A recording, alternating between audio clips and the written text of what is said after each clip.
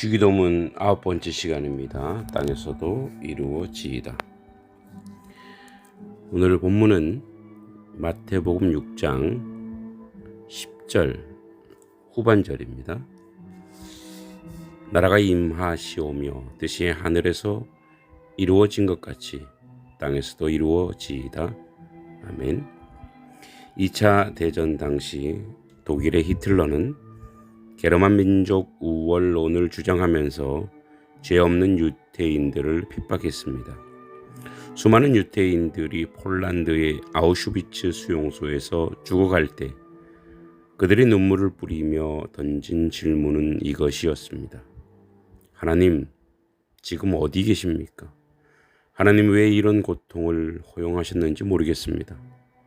그 연합군이 이 수용소를 탈환한 후 내부를 조사하다가 한쪽 벽에 쓰여있는 찬송가 가사를 보고 깜짝 놀랐습니다. 어느 그리스도인이 그의 신앙의 고백을 기록해 놓은 구절이었습니다. 그 크신 하나님의 사랑 말로 다 형용 못하네. 하나님의 사랑. 이 지옥 같은 수용소에서도 하나님의 사랑이라니 웬 말입니까?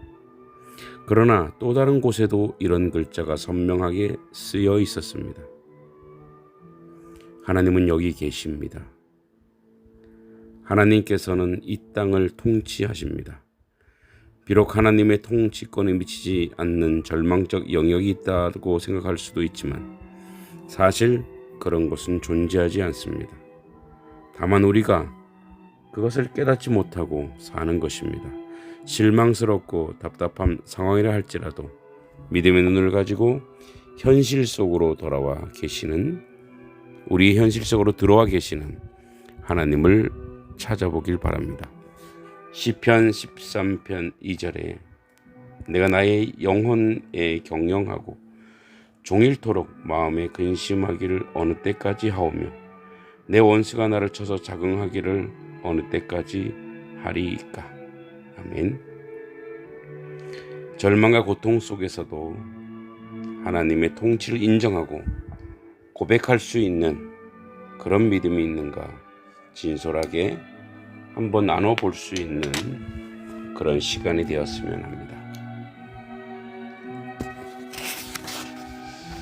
뜻이 하늘에서 이루어진 것 같이 땅에서도 이루어지다는 이 내용은 우선 지금까지 했던 세 가지 기원을 정리해 보겠습니다. 첫 번째, 하늘에서 아버지의 이름이 거룩한 것처럼 땅에서도 아버지의 이름이 거룩한 것이며 하늘에서 하나님 나라가 이루어진 것처럼 땅에서도 하나님의 나라가 이루어지길 기도하며 아버지의 뜻이 하늘에서 이루어진 것처럼 땅에서도 이루어지길 원한다는 것으로 정리할 수 있습니다.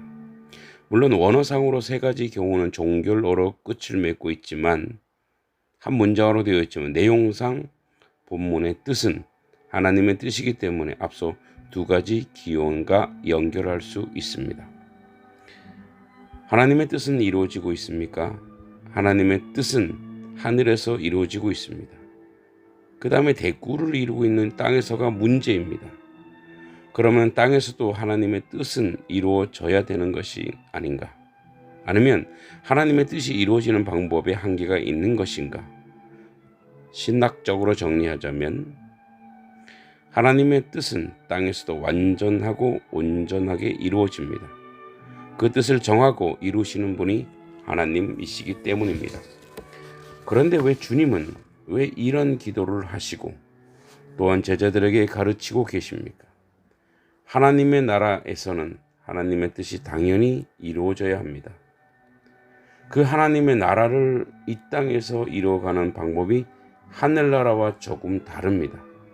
하늘에 있는 하나님의 나라는 우리가 상관하거나 관심 가질 일이 아닙니다. 그것은 장차 우리가 알게 될 것이고 확인하게 될 것입니다. 여기 이 땅에서의 하나님의 나라는 어떻게 이루어질 것인가?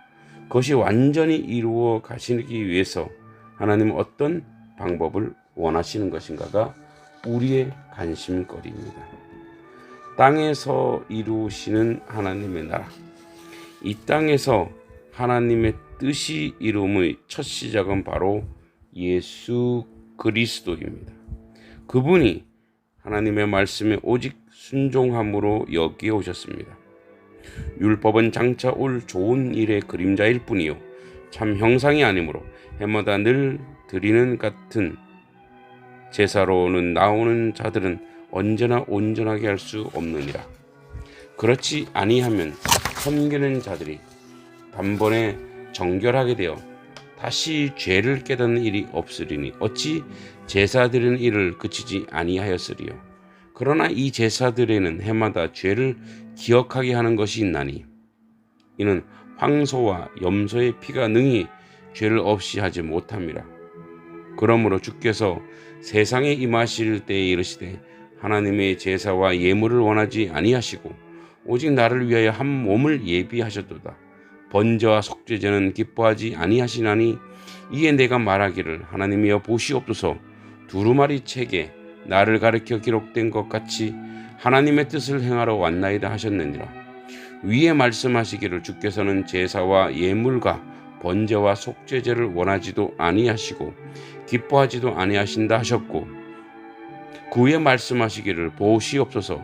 내가 하나님의 뜻을 행하러 왔나이다 하셨으니 그 첫째 것도 폐하심은 둘째 것을 세우려 하심이라. 이 뜻을 따라 예수 그리스도의 몸을 단번에 들이심으로 말미암아 우리가 거룩함을 얻었노라. 아멘. 히브리서 10장 1에서 10절입니다. 하나님의 뜻이 이루어짐의 시작은 예수님으로부터 시작하고 그가 모델이고 모형이 되었습니다. 그리고 그의 제자들로 하여금 지금도 하나님의 뜻이 이 땅에서 지속적으로 이루어지고 있는 것입니다. 그러니까 하나님은 하나님의 뜻은 어떤 힘과 능력으로 세워지는 것이 아니고 하나님의 백성, 그 연약한 하나님의 백성들이 오늘 그 하나님의 뜻을 순종하는 것에서 이루어지는 것입니다. 하나님의 뜻을 소원하는 세 번째 기도문은 그런 하나님의 뜻이 예수 그리스도의 이름으로 죄인인 우리 몸에서 이루어지기를 소원하고 간구하시는 것입니다. 분명코 하나님의 뜻은 궁극적으로 반드시 이루어집니다.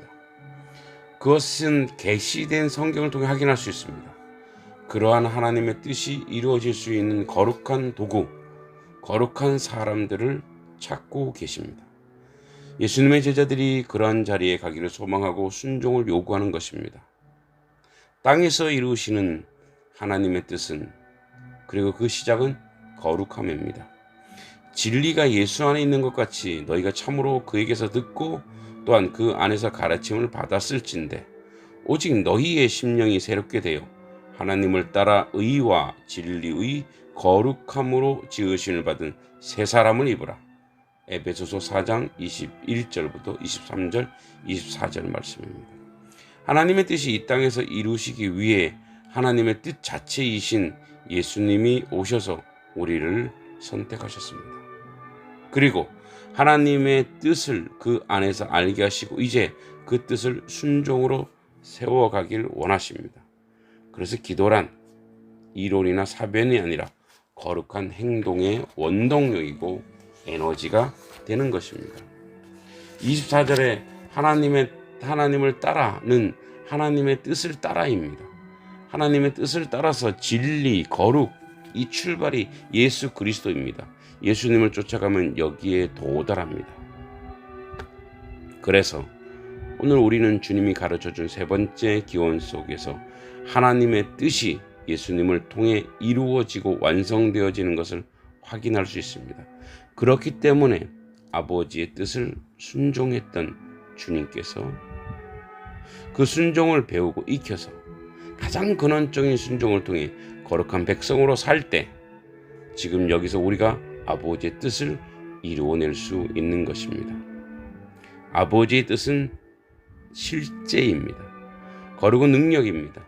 그 능력은 하나님이 원하시는 이 땅의 우리의 삶입니다. 우리의 삶의 가장 중요한 것은 예수님의 십자가입니다. 십자가는 단지 희생으로 끝나는 것이 아니라 부활이라는 첫 열매를 통해 많은 열매가 맺어져야 합니다. 이제 우리 또한 하나님의 뜻이 이루어지는 영적인 환경을 알았습니다.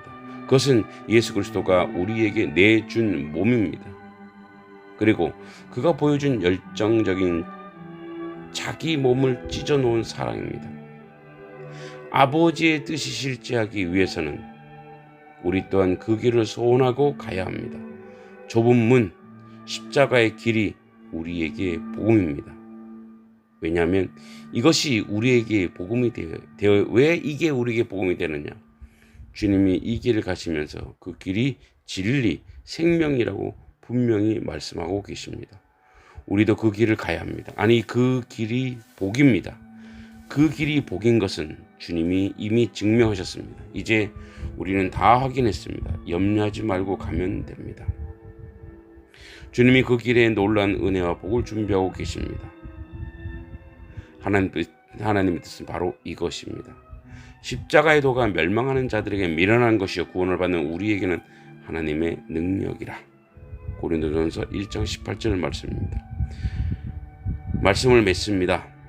하나님의 뜻은 지금 예수 그리스도를 통해서 우리 몸에, 우리 삶에, 우리 공동체와 가족과 우리가 속한 모든 곳에, 우리의 교회에 이루시길 원합니다. 그것을 행하시는 하나님의 뜻을 이루는 하나님 백성 되길 기도합니다.